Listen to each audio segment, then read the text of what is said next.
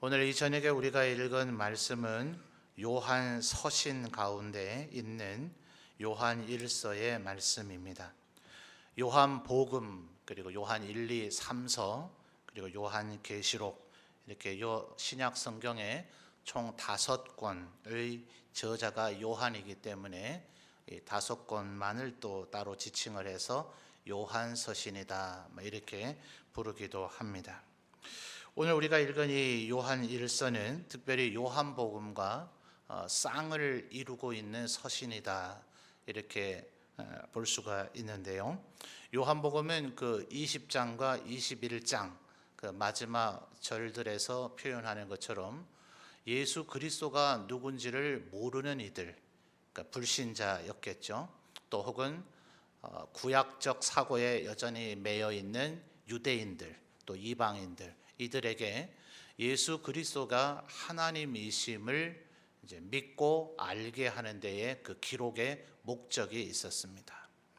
그렇다면 그것에 대비해서 이 요한 1서는 그래도 이미 최소한 복음은 듣고, 그래서 예수님이 누군지는 알고, 그래서 어떤 면에서는 예수님을 믿고 있는 사람들, 어떤 면에서 우리와 비슷한 그런 처지의 사람이겠죠.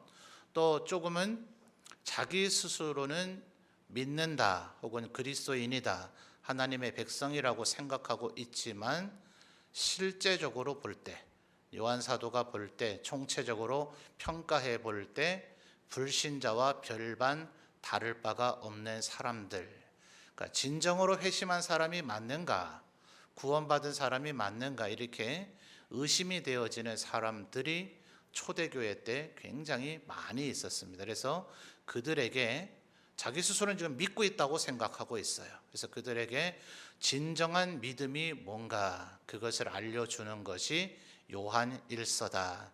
신학자들은 보통 이렇게 정리를 합니다. 자, 요한복음은 뭐라고요? 전혀 예수님이 누군지 모르는 사람에게 예수님을 알려줘서 믿게 만드는 것이 요한복음. 요한 1서는 뭐라고요?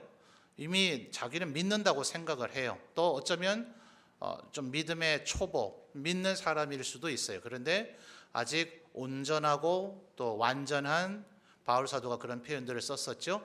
그런 성숙한 그리스도인이 되어 있지 못한 사람에게 진정한 믿음이 무언가라는 것을 알려주는 것이 요한 1서다 하는 겁니다. 자, 그러니까 오늘 이 저녁에 혹시 제가 지금 저 끝까지 다 보이지를 않아서 세례받지 않은 분이 이 자리에 계실런지도 모르겠습니다만은 그래도 대부분 아마 세례 받으신 우리 성도님들일 거예요. 자, 그렇다면 여러분은 그렇다고 해서 세례받은 우리는 이제 마태마가 누가 요한복음서를 읽을 필요가 없다는 이런 얘기는 아니지만, 더 피부적으로 우리에게 필요한 것은 요한복음이겠습니까? 요한 1서이겠습니까? 대답해 보세요. 요한복음이에요? 요한 1서예요? 요한 1서겠죠. 그래서 우리에게 어쩌면 이것이 더 필요하고 더 많이 읽어야 되고 더 깊이 이제 묵상해야 되는 것이 요한 1서일 것이다 하는 겁니다. 지금은 이제 예를 들어 우리 교단 같은 장로 교회 이런 게 있죠.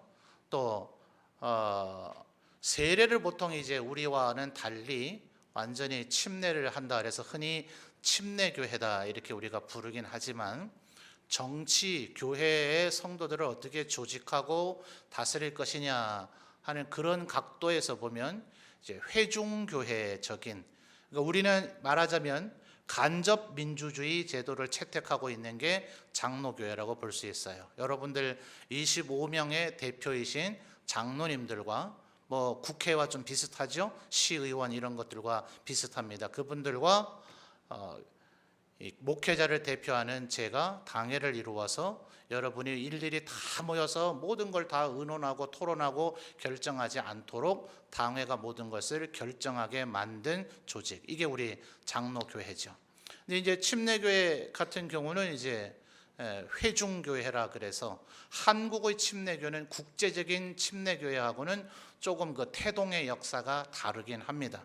그러나 어쨌든 그들의 그 모체가 회중교회에서 나왔어요. 말하자면 스위스가 지금도 그런 방식을 채택한다 그러죠. 직접 민주주의해서 모두가 자기 의견을 다 말하고 모든 것을 국민들이 직접 결정하도록 만드는 방식으로 중요한 의사결정을 하죠.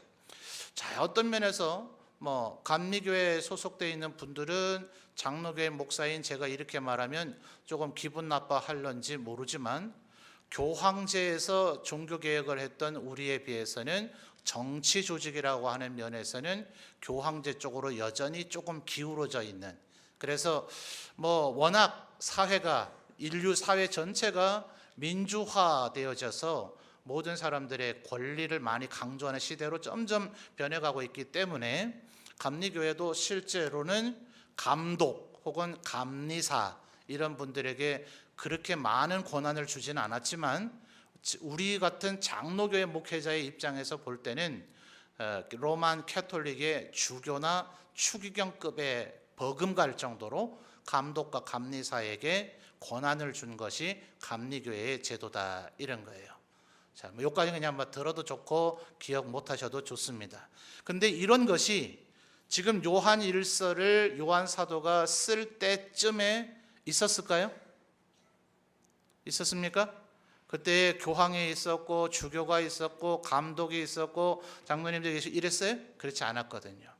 그러니까 이때는 지금 끊임없이 복음이 막 전파되어지고 있는 시대이기 때문에 점점 그 후에 교회를 어떻게 해야 될 것인가, 그래서 초대 교황이라고 보통 교회사에서 평가하는 AD 500년경에 그레고리 1세라고 하는 사람이 있습니다. 근데 이 사람은 초창기 때는 이제 비숍이라고 하는 단어, 체스, 서양 장기인 체스에도 나오죠, 비숍이라는 게. 그래서 오늘날 굳이 우리가 조직화된 교회로 보면은 주교라고 번역을 하는 것이 조금 걸맞긴 합니다만, 초대교회 AD 0년에서 500년 사이에서 그 비숍을 과연 그 이후에 출현하는 로만 캐톨릭 교회의 주교급으로 이해를 했겠는가?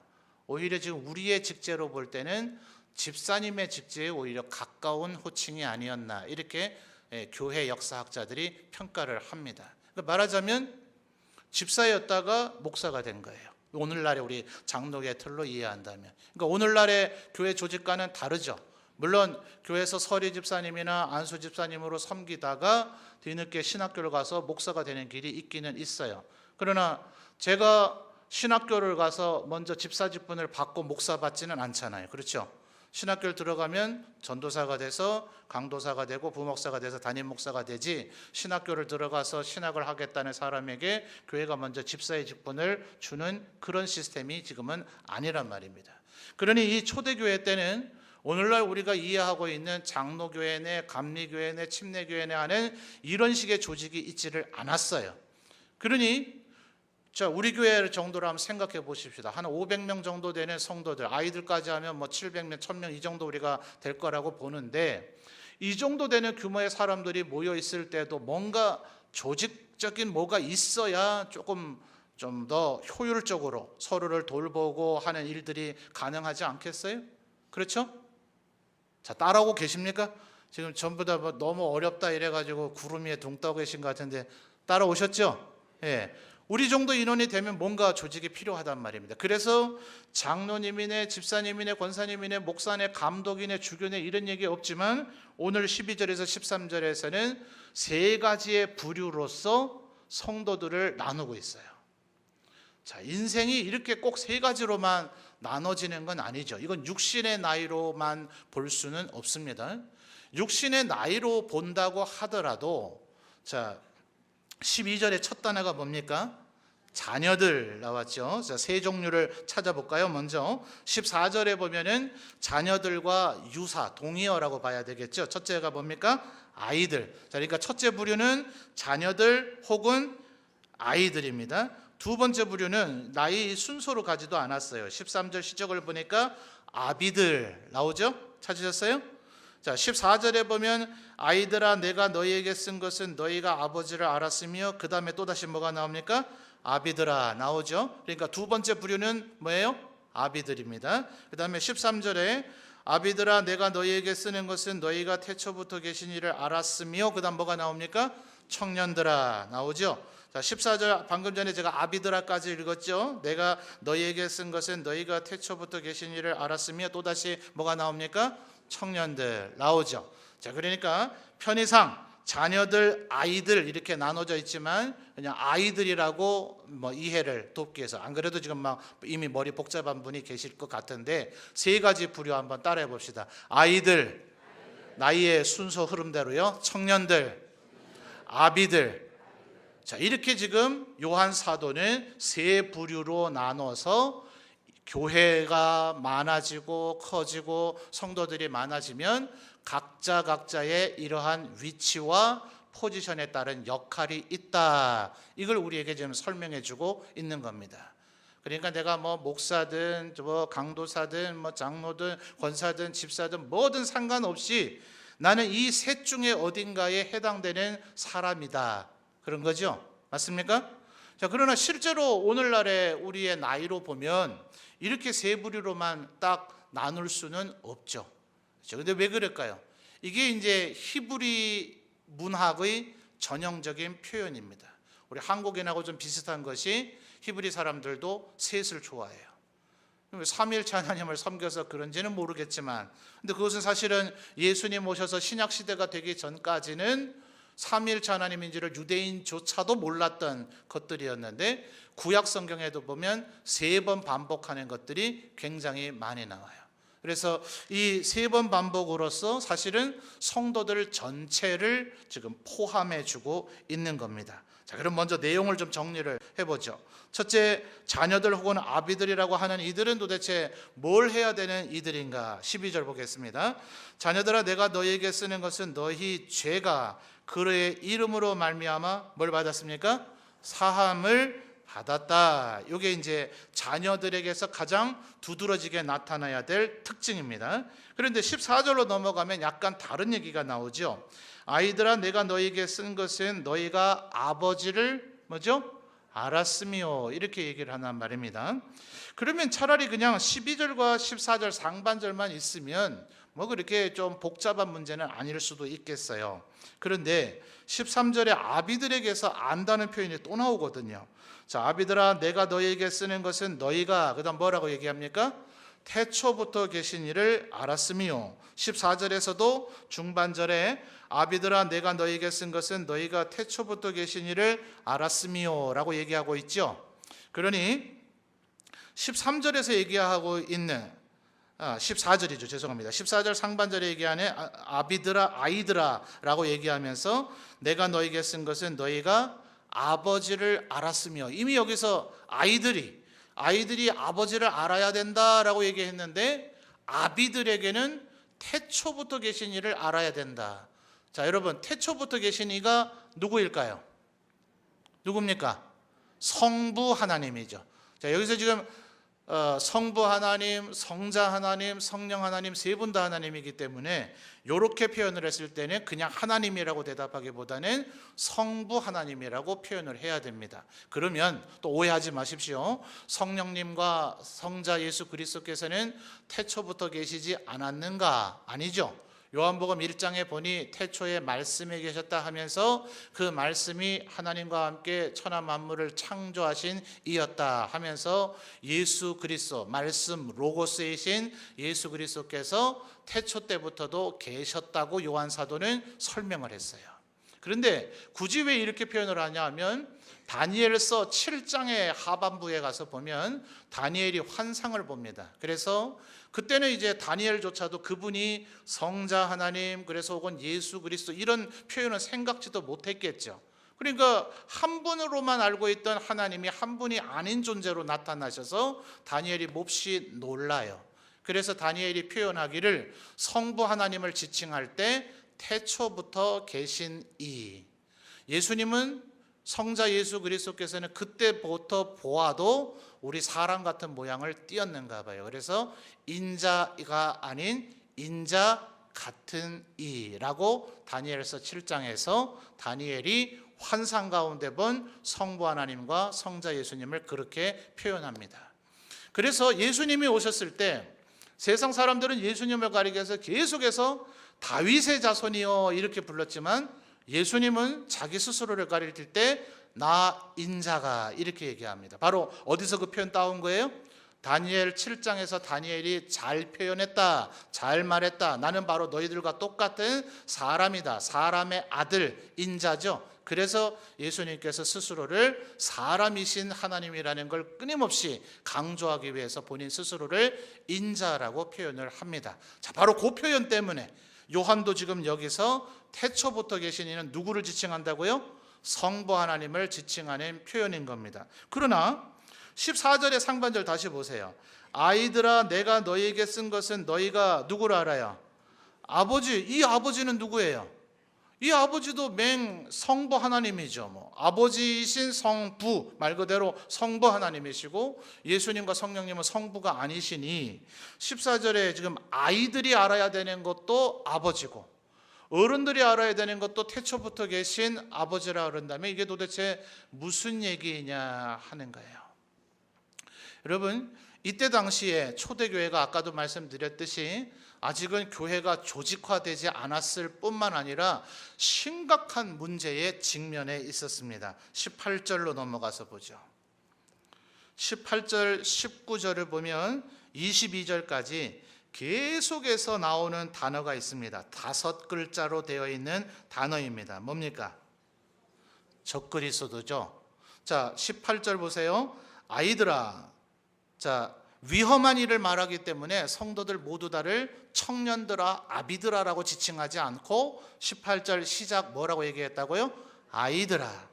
그래서 지금은 마지막 때라. 그다음 뭐라 그럽니까? 적그리스도가 오리라는 말을 너희가 들은 것과 같이 지금도 그다음 무슨 단어가 나오죠?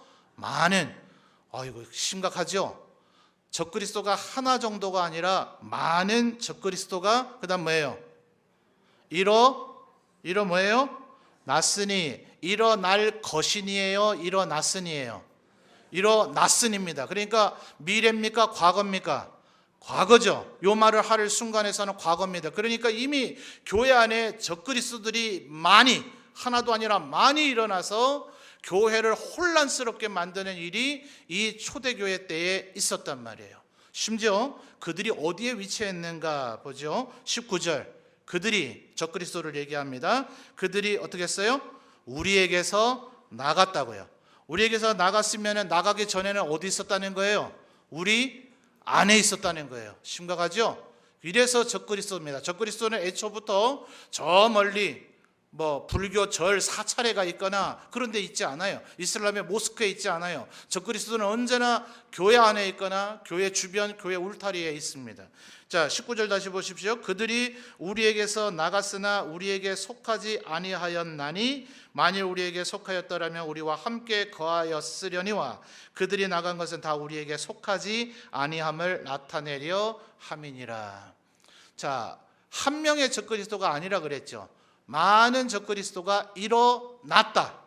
그들이 교회 안에 있었다가 이제는 교회 안에 있지 않고 밖으로 나가서 그들 스스로가 적그리스도라는 것을 드러냈다. 그렇다면 나타날 적그리스도가 요한일서를 적고 있는 요 순간쯤에 이미 다 나타났을까요? 아니면 아직 안 나타난 적그리스도도 있을까요? 뭘까요? 아직 안 나타난 적그리스도도 있죠. 그러면 100% 그렇게 된다는 보장은 없지만 19절에 지금 요한이 분석하고 평가한 대로 하면 아직 드러나서 나타나지 않은 그 적그리스도는 현재 지금 어디에 있을까요?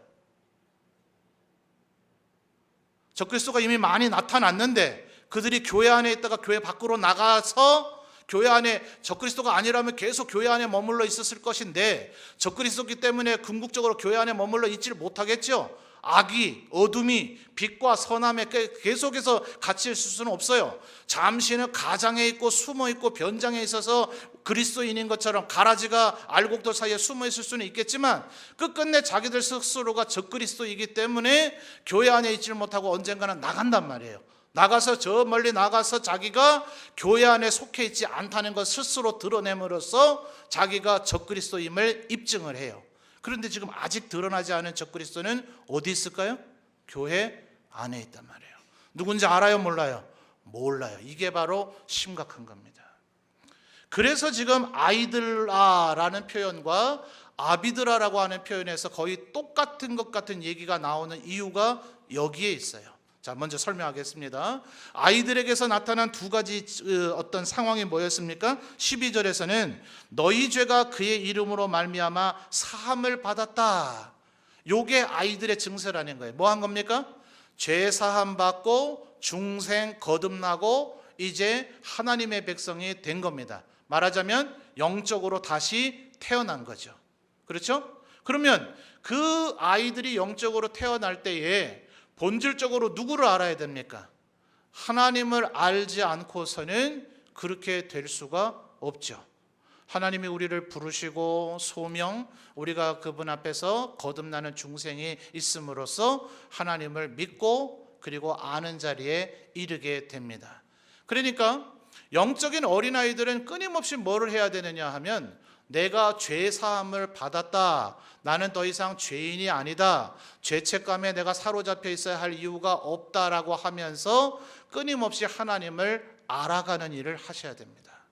자, 이해되시죠? 여러분이 지금 스스로 한번 생각을 해보세요. 내가 지금 영적 어린아이인가? 아니면 영적으로 청년들인가? 아니면 영적으로 내가 아비의 그런 수준에 도달해 있는 사람인가를 한번 머릿속으로 상상을 해보세요. 만약 우리들 가운데 영적인 어린아이가 있다면 그들은 지금 청년들로 잠깐 넘어가서 보죠. 청년들은 주로 어떤 표현이 나옵니까? 13절의 하반절에 보니까 청년들아 내가 너희에게 쓰는 것은 너희가 악한 자를 뭐 했다고요? 이기었다 그러죠. 14절 하반절에도 보니까 청년들아 내가 너희에게 쓴 것은 너희가 뭐 해요? 강하고 하나님의 말씀이 너희 안에 거하시며 그 다음에요 너희가 흉악한 자를 또 뭐 해요? 이기었다 그래요. 그러니까 청년들에게서 공통적으로 나타나는 두 단어는 뭡니까? 이긴다는 거죠. 이기려면 뭐 해야 됩니까? 일단 싸워야 되죠. 싸우지 않으면 이긴다 진다라는 이런 승패의 판정이 날 리가 없죠. 그러니까 청년들의 사명은 뭐냐 하면 늘 싸워야 돼요. 또 졸다가 들으시는 분은 목사님이 교회 안에서 열심히 싸우라 했다 또 이래가지고 싸우시면 안 됩니다. 그 얘기하는 게 아니죠. 영적인 우리의 대적을 교회를 방어하고 수호하기 위해서 영적인 대적과 끊임없이 싸워야 돼요. 우리의 무기는 혈과 육에 있는 것이 아니요 우리의 싸움은 영적인 싸움이라. 무엇으로 싸워야 됩니까? 뭐로 싸워야 되죠? 기도로 싸워야죠. 기도로. 전신갑주를 입어야 되지만 전신갑주를 입어도 구원의 투구도 쓰고 믿음의 방패도 들고 성령의 그 말씀을 갖고 있어도 이 모든 것들이 효율적으로 조화롭게 움직일 수 있게 만들어 주는 것은 에베소서 6장에 보니까 기도하라 라고 얘기하고 있어요. 그래서 영적 전쟁에 믿음의 방패도 중요하고 성령의 검도 중요하고 구원의 투구도 중요하고 이제 가을부터 하게 되는 복음을 전하는 신으로서의 우리의 신발도 중요하고 다 중요한 것 같지만 사실은 제일 강조해야 되는 건 오히려 기도란 말입니다. 그러니까 말하자면 내가 청년 정도로 지금 어느 정도 성숙돼 있다 싶으면 싸워서 이겨야 되는데 그 이기는 가장 핵심적인 방법은 기도해야 된단 말이에요. 요즘 기도대장들이 우리 가운데 있어야 된다 이 말인데요. 그 이전에 아이들은 아직은 그런 부담을 가져야 될 필요가 없다 이 말이에요. 그럼 그들은 뭐 해야 되는가? 그들은 뭐 해야 될까요? 아버지를 알아가는 것이 그들의 사명이에요. 여기서 알아간다는 것은 뭘 얘기하는 걸까요? 이것은 영적으로 자라나는 것을 얘기하는데 베드로전서 2장에서는 우리를 향해서 이렇게 얘기하죠. 갓난 아이들같이 신령한 젖을 사모하라고요. 자, 전에 우리 강도사님 사모님이 조금 아기를 일찍 낳았잖아요. 사모님도 체형이 좀 작으신 데다가 아기를 좀 일찍 낳으니까 우리 사랑하는 딸이 체형이 아직은 조금 많이 작은 것 같아요. 제가 봐도 동일한 그 개월수의 아이들에 비해서. 그러니까 우리 강도사님하고 사모님이 제일 걱정이 어느 날 저에게 목사님 아이를 데리고 제 아내 데리고 병원을 한번 가봐야 되겠습니다. 왜 갔을까요? 아기가 젖을 많이 안 먹어요. 이게 이제 아버지의 어머니의 마음이죠. 그 갓난아기 지금 몇 달 안 된 아이에게서 가장 중요한 게 뭐예요? 뭐입니까? 한번 우스갯소리 같지만 따라해 봅시다. 잘 먹고 잘 자고 그다음 뭐 해야 되죠? 저 절대 따라하라고 안 했습니다. 예. 그게 우리한테는 아무것도 아니고 우스갯소리인 것 같지만 그게 아이한테는 그게 뭐예요? 그게 생명이에요. 그게 생명. 그러니까 여러분, 우리 교회 안에도 이제 처음 초신자 분들이 여러분이 내가 교회를 위해서 무슨 큰 일을 해야 될까? 내가 우리 교회를 뭘 섬겨야 될까? 죄송하지만 넌센스예요. 오바예요. 자, 여러분, 지금 오늘 이 설교를 제가 하는 이 개념의 주제가 뭡니까? 설교 제목 뭐예요? 리더십입니다. 리더십. 자, 우리가 생각할 때는 리더십은 어떤 이런 구조가 있으면 탑 클래스에 있는 어떤 지도자들, 그들에게 필요한 것이 리더십이라고 생각을 할 거예요. 맞습니다. 일단 1차적으로 맞기는 맞아요.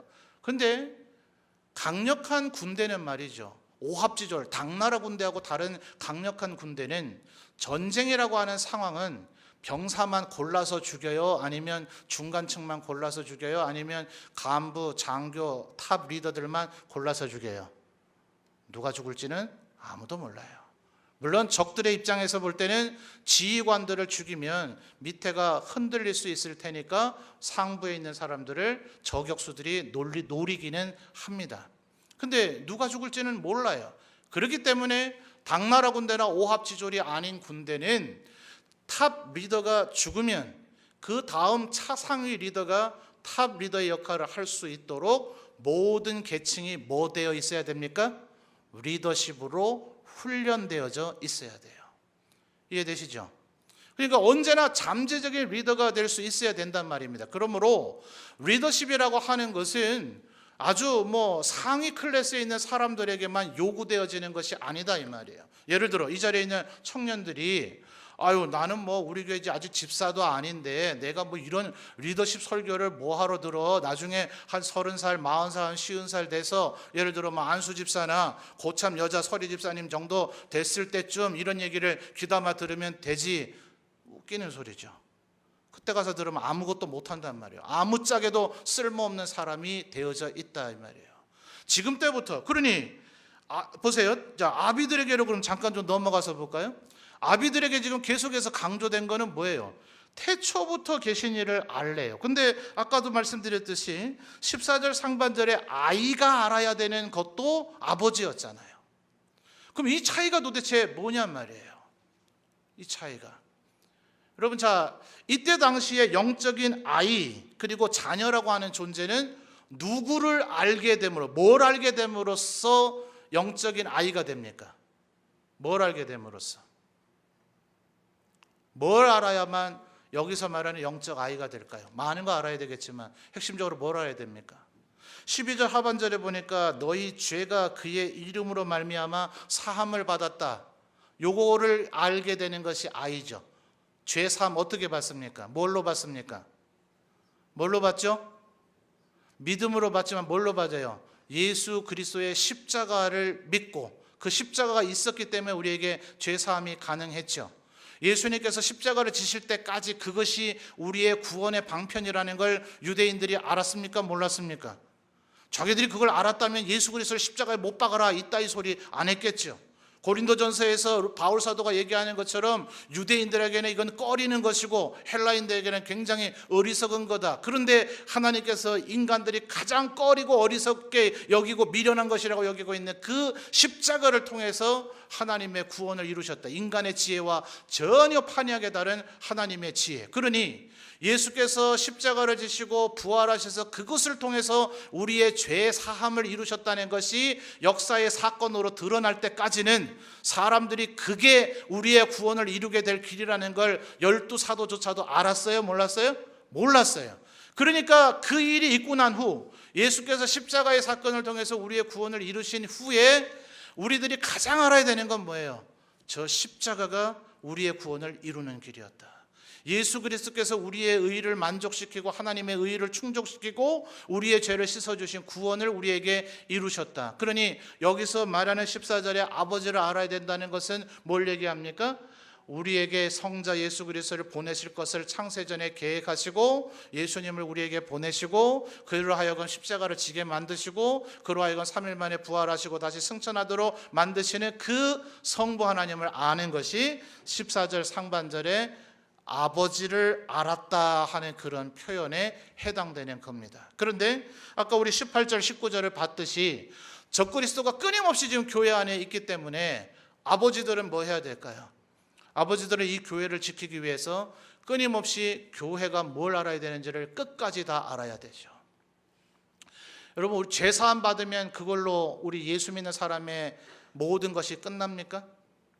우리가 죄인이었었죠. 죄인이었다가 죽었죠. 그래서 영원히 살 수 없는 존재였었죠. 그런데 예수님께서 십자가에서 우리 죄를 씻어주셨으니까 예수님은 얼마나 은혜로운 분이에요. 그러면 이것만 생각하는 사람은 맨날 예수님이 십자가에서 내 죄를 씻어주실 거니까 또 죄 지어도 상관이 있어요, 없어요? 또 죄 지어도 상관이 있어요, 없어요? 그것만 아는 사람은요, 그것만. 예수님이 십자가에서 내 죄를 사해 주셨다, 이것만 아는 사람은 또 죄를 지어도 상관이 있어요, 없어요? 상관없죠. 예수님이 또 알아서 죄를 사해 주실 거니까. 그게 바로 영적인 어린아이의 수준이에요. 나 구원받았다, 나 용서받았다, 예수님은 나를 사랑하신다더라, 예수님은 그 누구도 배척하지 않으셨다더라, 세리와 죄인과 창녀와 함께 밥을 먹으시고 그들을 품어주셨다더라, 뭡니까 38년 된 병자 베데스다 연못에서 고쳐졌을 때 그가 갈 때 예수님이 했던 말을 기억하셔야 됩니다. 네 병이 다시 생기지 않도록 다시는 죄를 짓지 말라. 모든 병 증세가 죄의 결과로 나타나는 건 아니지만 거기서 그런 설명이 없어요. 그 베데스다 38년 된 병자가 왜 병을 앓게 됐는지에 대한 아무런 배경 설명이 없는데 예수님의 그 마지막 한마디, 가서 다시 병이 생기지 않도록 죄를 짓지 말라. 현장에서 가늠한 여인을 돌로 쳐 죽이지 말라. 너희 중에 죄 있는 자가 돌로 치라고 하셨던 그분이 그 여인에게 마지막으로 하신 말이 뭐예요? 가서 다시는 죄를 짓지 말라. 그러니까 예수님을 그냥 십자가에 날 대신해서 죽으신 분이라는 것만 아는 사람은 예수님이 또 용서해 주실 건데요. 내가 얼마든지 죄를 지어도 또 사해 주실 건데요. 십자가의 보혈에 나를 깨끗게 해 주실 건데요. 그런데 여러분, 신이신 예수님께서 날 대신해서 죽으셨다는 게 이게 보통 사건입니까? 하나님 우리에게 그걸 원하셨을까요? 아담과 하와를 만드셨을 때 아담과 하와야 너의 자손들이 너희 둘을 본받을 거니까 나중에 예수가 가서 너희의 죄를 씻어줘야 될 필요가 있도록 열심히 죄를 짓도록 하거라. 절대로 너희가 거룩하게 살아서 너희 후손 가운데 구원받지 않아도 될 사람이 있도록 만드는 그런 일을 하면 안 돼. 하나님께서 말이에요. 아담과 하와에게 알았지? 너희들 할 수 있는 대로 최선을 다해서 열심히 죄를 짓거라. 이게 하나님의 뜻이었어요? 하나님의 모든 인류가 죄에 타락을 해서 하나님을 다 잃어버려서 한 사람도 의인이 없도록 로마서에서 논증하죠. 의인은 없나니 단 한 명도 없도록 이 수준이 되기를 바라셔서 그래야 예수께서 가셔서 폼나게 멋있게 십자가를 지시고 죽으시고 우리를 구원해 주셔서 와, 하나님은 대단하시다, 우리를 사랑하시는 분이시다, 이거를 만들기 위해서 우리가 죄 짓기를 바라셨겠냐고요. 그래요, 안 그래요? 아니죠. 우리가 예수님이 날 대신해서 죽으셨다는 것을 믿고 알게 돼서 그 이전까지는 내가 거룩하고 의롭고 되게 잘난 인간인 줄 알았는데 알고 보니까 내가 죄인이었구나. 나 때문에 예수 그리스도께서 죽으셨구나. 내가 이 세상에 바울 서도의 표현처럼 죄인 중에 괴수구나. 내가 가장 흉악하고 포악한 자이구나 라는 것을 이제 알게 된 사람은 점차 하나님의 말씀을 알게 되니 천지창조를 하셨을 때부터 생육하고 번성하고 충만하고 정복하고 다스리라. 나는 너희들이 이 세상을 다스리며 행복한 인생을 살기를 원한다는 에덴 동산에 우리의 도상을 두셨던 하나님에 대해서 알게 되겠죠. 이해되십니까?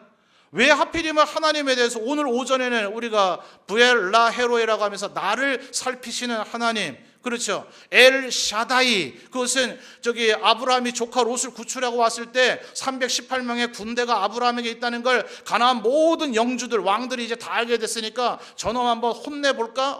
아브라함 저 녀석 그냥 두면 안 되겠네, 이 생각을 할까봐 아브라함이 두려움 속에 휩싸여 있으니까 하나님께서 나타나셔서 나는 전능한 하나님이라. 그 전능한 하나님이라는 말이 히브리 말로 엘 샤다이예요. 그래서 엘샤다이 하나님 말, 전에 제가 한 달 전쯤인가 거룩한 전쟁이라고 하는 좋은 번연의 책 속에 하나님을 샤다이 왕이라고 표현한다고 그랬잖아요. 그러니까 하나님은 여호와 라파의 하나님, 부엘라 헤로의 하나님, 엘샤다이 하나님, 얼마든지 많은 표현이 있을 수 있어요. 그런데 지금 요한 사도가 너희가 아비들이라면 태초부터 계신 이를 알아야 된다는 것은 그저 우리를 위해서 십자가를 대신 져주시는 그 하나님만 아는 것이 아니라 하나님이 우리 모든 인간들을 향해 원래의 계획이 뭐였겠는가, 하나님의 모양과 형상대로 만드셨던 그분이 우리가 범죄하기를 원하겠는가, 범죄에서 매일같이 번제와 속건제, 속죄제를 드려야 되는 그런 존재가 되기를 원하겠는가. 그러니까 구약 성경에 많은 선지자들에게 끊임없이 하는 얘기가, 특별히 이사야 선지자에게 뭐라 그럽니까? 제발 제사 드리러 나오라고 하지 말아라. 너희들이 와서 제사 드릴 때마다 양과 소를 잡아 죽이니 그 양과 소가 울부짖는 소리에 내 귀가 시끄럽다. 그것을 태울 때에 고기 부분을 태우면 향기로운 냄새가 난다고 레위기에 표현하고 있기는 하지만은 내장이나 똥 같은 것들을, 짐승을 죽이면 그것을 끄집어내야 되니 거기서 냄새가 하나님께서 너희들이 제사를 많이 드리면 드릴수록 피가 흘러서 피비린내가 나고 양과 소가 죽으면서 울부짖는 소리가 나고 내장과 똥 때문에 더러운 냄새가 나니 제발 제사 드리지 말아달라. 하나님께서 선지자들을 통해서 한 얘기가 바로 그 말씀이에요. 그러니까 예수님만 아는 사람은, 아버지만 이제 겨우 아는 사람은 와 신난다, 좋다, 예수님이 날 대신해서 죽으셔서 내 모든 죄를 씻어주셨게 라고 이렇게 철없는 어처구니 없는 행동을 하겠지만, 아비들은 누굴 알아요? 태초부터 계시니 하나님이 천지 창조하실 때부터 우리를 향한 계획이 뭐였겠는가, 이것을 아는 분이 되어야 된다 하는 거예요. 그러니까 여러분, 예수 믿으면 믿을수록, 신앙생활한 지 오래되면 오래될수록 가장 힘써야 되는 건 뭡니까? 하나님을 알아가는 거예요. 예수 믿는 우리에게 하나님을 안다는 게 그렇게 쉬운 문제가 아닙니다. 여러분 죄송합니다만, 저보다 연세 많으시고 오래 신앙생활 하신 분도 계십니다만 제 자랑 또 해서 죄송합니다. 저 4살 때 성경책으로 글자 깨우쳤습니다. 초, 중, 고등학교를 다니면서 성경 퀴즈를 1등 아니면 2등 아니면 3등 해야 되지 상을 안 받는다는 건 저에게 상상할 수 없었습니다. 지금 제가 여기서 이스라엘의 12아들 이름 외워볼까요? 루벤, 시므온, 레위, 유다, 갓, 이사갈, 스불론, 납달리, 단, 아셀, 요셉, 베냐민. 이쯤이면 예배 시간 아니면 박수도 좀 쳐도 될 만한 할 텐데, 이렇게 성경 지식을 제가 많이 알지만 제가 신학교 갔던 한 서너 가지 이유 중에 하나가 뭔지 아십니까? 하나님이 아직 누군지 모르겠어요. 여러분 하나님 안다고 생각하십니까? 우리가 분명히 예수 그리스도를 믿어서 세례받을 정도의 믿음이 생기면 14절 상반절에 얘기하는 것처럼 너희가 아버지를 분명히 알았을 거예요. 그러나 죄송합니다. 목사 된 지 이제 20년 돼 갑니다. 신학교 가서 교육자 생활한 지 20년 지났습니다. 목사 안수 받은 지 한 15년 됐습니다. 이쯤이면 하나님에 대해서 이제 다 알지 않을까요? 세상 사람들이 하는 말로 아무리 무식하고 무능하고 무지한 자라도 한 영역의 일을 10년 하면 그는 전문가가 된다. 이게 인간 평균치에 대한 평가입니다. 대단한 유능한 존재가 그렇게 되는 게 아니라 무지하고 별로 가망성이 없고 진급할 가능성이 없는 그런 평탄한 평균 수준의 사람일지라도 한 가지 일에 10년 종사하면 그 영역의 전문가가 될 수 있대요. 제가 형편없는 신학생, 형편없는 목사였을지라도 목사 안수 받은 지 15년 됐으면 하나님에 대해서 이제 알아야 될 거 아니에요.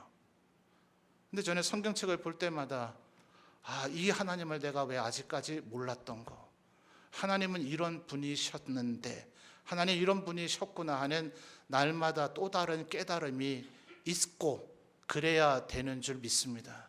그러니까 여러분, 교회 리더들에게 제일 중요한 것은 뭔가? 영적인 아이들도 아니요, 청년들도 아니요, 아비들. 아이에서 청년을 거쳐서 아비들이 되었을 거 아닙니까? 아비가 되면 될수록 가장 핵심은 왜요? 적그리스도로부터 이 교회를 보호해야 되기 때문에. 언제나 교회는 두 가지의 위기에 직면했습니다. 밖에서부터 우리를 예수 믿지 마, 죽을래 믿을래, 둘 중에 하나 택해. 예수 믿을 거야 죽을 거야? 아니군요. 그게 같은 거군요. 믿으면 죽는 거군요. 예수 안 믿을 거야 죽을 거야, 이거를 선택하라고 하는 그 핍박이 있었고, 내부적으로는 돈의 노예가 되든지 교만의 노예가 되든지 시기와 질투의 노예가 되든지 아니면 이단이 되든지 내부적으로 썩어져가는 교회, 무기력한 교회, 영적으로 죽어져 있는 교회, 은혜가 사라져버린 교회, 사랑이 없는 교회, 이 두 가지의 환란 속에서 교회는 늘 싸워왔습니다. 지금 21세기는 어떻습니까? 아직도 이슬람 지역 같은 데서는 분명히 IS가 그동안 많은 일들을 지금 했는데 예수 믿으면 거기서 죽습니다. 근데 최소한 이 한국 이 남한 사회에서는 우리는 지금 그런 측면에 있지는 않습니다. 우리는 지금 계속해서 세속화되어지는, 예수 믿는 거나 세상 사람과 다를 바가 없는, 교회 와서 주일날 예배당 안에는 머물러 있지만 우리에서 전혀 예수 그리스도의 모습과 향기가 나타나지 않도록 만들려는 사단의 수많은 음모 속에서 우리가 지금 살아가고 있습니다. 그러니까 저를 비롯한 교회의 영적 아비들에 해당되는 리더들은 날마다 목숨 걸고 해야 되는 것이 뭐 해야 돼요? 태초부터 계신 일을 알아가야 된다는 말이에요. 그런데 영적인 아이들이 이거를 하겠다고 덤벼들면은 어렵다 이 말이에요. 청년들이 싸워서 이겨야 되는데 이 일을 하겠다고 덤벼드는 것도 맞지 않아요. 그래서 교회에서 일꾼들을 세울 때 아직 신앙생활한 지 얼마 되지 않은 이들은 지도자로 세우지 말라라고 하는 것이 디모데서에 나오는 이유가 거기에 있습니다. 충분히 분명히 성직을 사모해야 됩니다. 그러나 누가 보더라도 오늘 이 시대의 이 21세기 교회에서 가장 안타까운 게 뭐냐 하면, 내가 담임 목사감인데 나를 왜 담임 목사를 안 시켜주나, 이런 우리 교육자들. 내가 장로감인데 나를 왜 장로를 안 시켜주나, 내가 권사감인데 나를 왜 권사를 안 시켜주나. 여러분 성경을 보십시오. 히브리서 11장에 거론되어 있는 수많은 믿음의 사람들이 하나님께서 부르셔서 너 나의 종이 이제 되어야 된다, 내가 너에게 맡기는 사명의 일을 해야 된다라고 말할 때 주님 왜 이제 오셨어요? 그동안 왜 나를 알아보지 못하셨어요? 너무 늦게 오신 거 아니에요? 이렇게 반응한 인간은 단 한 명도 없었습니다. 전부 다 그 사명을 감당하려는 그 말에 두려워서, 너무나 두려워서 제가 어떻게 그 일을 감당할 수 있겠습니까? 라는 마음을 가졌습니다. 그러나 그것을 끝끝내 불순종한 이도 없었습니다. 바로 이 팽팽한 긴장선이 우리 교회 안에 모든 리더들에게 있어야 됩니다. 여러분 스스로 하나님께서 나에게 명하시면 불순종하면 돼요, 안 돼요? 불순종하면 돼요, 안 돼요? 안 됩니다. 하나님께서 네가 이제 내 양을 섬기라, 내 양을 책임지라, 내 양을 치라라고 명하시면 그날 무슨 일이 있더라도 순종을 해야 돼요. 그러니까 그날이 언제 올지 알아요, 몰라요? 모르니까 우리는 끊임없이 하나님을 알아가면서 그 일을 위해서 준비해야 돼요. 청년들은 뭐 해야 된다고요? 싸워서 이겨야 돼요. 그럼 싸워서 이기려면 기본기가 있어야 되잖아요. 믿음의 방패가 두꺼워야 될 거 아니에요. 그 어떤 약한 창으로도 뚫리는 믿음의 방패 가지고 전쟁터에 나가면 적이 휘두른 창 한 방에 그대로 몸이 꿰뚫려서 죽는단 말이에요. 칼날을 미리 갈아놓지 않으면 그 칼로는 파리 새끼 한 마리도 죽이지 못한단 말입니다. 그 구원의 투구를 잘 내 머리에 맞도록 해놓지 않았으면 적이 휘두르는 칼하에 이것이 튕겨나가서 구원의 투구가 어디론가 사라져버리고 없게 된단 말입니다. 그러나 이 모든 것들을 기도로 무장되어 있지 않으면 싸워서 이길래야 이길 수가 없어요. 여러분, 그러므로 우리 교회의 자녀들은 끊임없이 자라나기 위해서 모색하는, 그리고 청년들은 늘 싸워서 이기려고 하는, 아비들은 태초부터 계신 일을 알려고 하는 이러한 움직임, 이런 노력, 이것들이 있을 때 우리 점천제일교회는 든든한 방주가 되어질 줄 믿습니다. 여러분 눈에 보이십니까? 여러분 눈에 보이십니까? 목사는 날마다 어떻게 하든지 우리 성도들을 넘어뜨리려고 하는 마귀의 움직임이 때로 느껴집니다. 감지가 되어집니다. 제 눈에 막 하늘을 공중을 떠다니는 시뻘건 혹은 시커먼지 모르지만 마귀의 형상이 보인다는 얘기가 아니라 우리를 연약하게 만들고 우리를 아무 일도 하지 못하게 만들고 하나님 앞에 영광 돌리지 못하게 만들고 우리 점천제일교회를 유명무실한 교회로 만들려고 하는 마귀의 계계가 때때로 감지가 되어지고 느껴지기도 합니다. 이것은 목사 한 명이 깨어있다고 해서 절대로 감당해낼 수 있는 부분이 아닙니다. 우리 모두 다가, 자녀들은 끊임없이 내가 죄 사함 받았다는 것을 기억하고 아버지를 알아가면서, 청년들을 끊임없이, 그래서 14절 하반절에 뭐라 그랬어요? 청년들아 내가 너희에게 쓴 것은 너희가 뭐예요? 강하고 하나님의 말씀이 너희 안에 거하시며 너희가 흉악한 자를 이겨야 된다. 그러니 사실은 청년들에게서도 하나님의 말씀을 알아야 된다는 얘기가 나왔습니까? 안 나왔습니까? 여러분, 종교개혁 500주년입니다. 다시 한번 강조 말씀드리지만 이 해가 가기 전에 평생 하셨는지 안 하셨는지 모르지만 안 하셨을지라도 올해만이라도, 내년엔 안 아깝세라도 올해만이라도 성경 일독 꼭 하시는 우리 성도님들 되셨으면 좋겠습니다. 말씀이 우리를 무장하게 하고, 말씀이 우리를 강하게 하고, 말씀이 우리를 살릴 줄 믿습니다. 여러분, 부엘라 헤로이 오전 말씀 은혜 많이 되죠? 우리를 살피시는 하나님, 여러분 기도의 자리에 나오시면 하나님이 여러분을 더 세밀하게 품어주실 줄 믿습니다. 말씀과 기도 아무리 강조해도 지나치지 않습니다. 말씀과 기도 속에 강해지시는 우리 모든 성도님들 되시기를 주님의 이름으로 축원합니다.